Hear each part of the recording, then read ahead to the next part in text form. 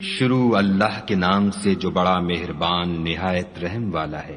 ہم کو روز قیامت کی قسم اور نفس لوامہ کی کہ سب لوگ اٹھا کر کھڑے کیے جائیں گے۔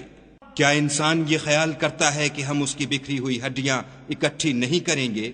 ضرور کریں گے، اور ہم اس بات پر قادر ہیں کہ اس کی پور پور درست کر دیں، مگر انسان چاہتا ہے کہ آگے کو خود سری کرتا جائے۔ پوچھتا ہے کہ قیامت کا دن کب ہوگا، جب آنکھیں چندھیا جائیں اور چاند گہنا جائے اور سورج اور چاند جمع کر دیے جائیں۔ اس دن انسان کہے گا کہ اب کہاں بھاگ جاؤں، بے شک کہیں پناہ نہیں۔ اس روز پروردگار ہی کے پاس ٹھکانہ ہے۔ اس دن انسان کو جو عمل اس نے آگے بھیجے اور جو پیچھے چھوڑے ہوں گے سب بتا دیے جائیں گے، بلکہ انسان آپ اپنا گواہ ہے، اگرچہ عذر و معذرت کرتا رہے۔ اور اے محمد صلی اللہ علیہ وآلہ وسلم، وحی کے پڑھنے کے لیے اپنی زبان نہ چلایا کرو کہ اس کو جلد یاد کر لو۔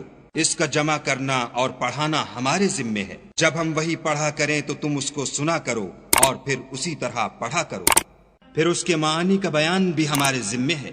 مگر لوگو تم دنیا کو دوست رکھتے ہو اور آخرت کو ترک کیے دیتے ہو۔ اس روز بہت سے منہ رونق دار ہوں گے اور اپنے پروردگار کے محو دیدار ہوں گے، اور بہت سے منہ اس دن اداس ہوں گے، خیال کریں گے کہ ان پر مصیبت واقع ہونے کو ہے۔ دیکھو جب جان گلے تک پہنچ جائے اور لوگ کہنے لگیں اس وقت کون جھاڑ پھونک کرنے والا ہے، اور اس جاں بلب نے سمجھا کہ اب سب سے جدائی ہے، اور پنڈلی سے پنڈلی لپٹ جائے۔ اس دن تجھ کو اپنے پروردگار کی طرف چلنا ہے۔ تو اس عاقبت ناندیش نے نہ تو کلام خدا کی تصدیق کی، نہ نماز پڑھی، بلکہ جھٹلایا اور منہ پھیر لیا، پھر اپنے گھر والوں کے پاس اکڑتا ہوا چل دیا۔ افسوس ہے تجھ پر، پھر افسوس ہے، پھر افسوس ہے تجھ پر، پھر افسوس ہے۔